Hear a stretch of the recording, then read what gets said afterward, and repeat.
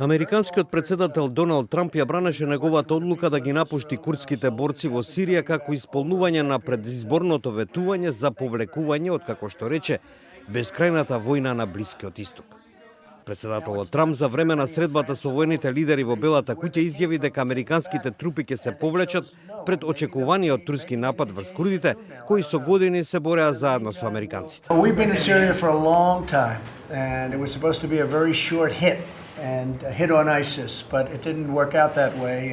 They never left, and they've been there for many, many years. Трамп прецизира дека на повлекувањето на американските сили се работело подолго време и отистанува збор за цврста одлука. It's always a firm decision. Last time I made a firm decision, and I said we'll do it over a period of time. Во последните недели изгледа дека Соединетите држави и Турција постигна очигледен компромис околу турската загриженост за присуството на курдските борци кои Турција ги смета за закана и намерата на Турција да формира безбедна зона источно од реката Еуфрат со крајна цел таму да бидат сместени околу 2 милиона сиријски бегалци. Но Трамп се закани дека Соединетите држави ќе уништат турската економија ако во таа акција се отиде предалеку. Предходно турскиот председател Реджеп Тајип Ердоган, кој се наоѓа во посета на Србија, најави скорошен почеток на војната операција против курдските единици кои Анкара ги смета за терористички.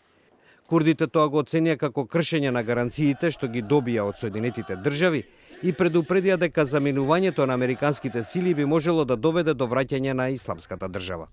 Американските и турските војници спроведуваа заеднички патроли во зоната по должината на турско-сириската граница. Како дел од таа работа, бариерите дизајнирани да ги заштитат курдите беа демонтирани поради гаранцијата дека Турција нема да ги нападне.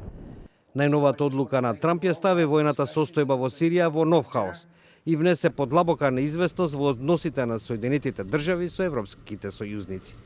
Одлуката најде и на критики во неговата републиканска партија дека со тоа тој жртвува важен американски сојузник и го поткопува американскиот кредибилитет во светот.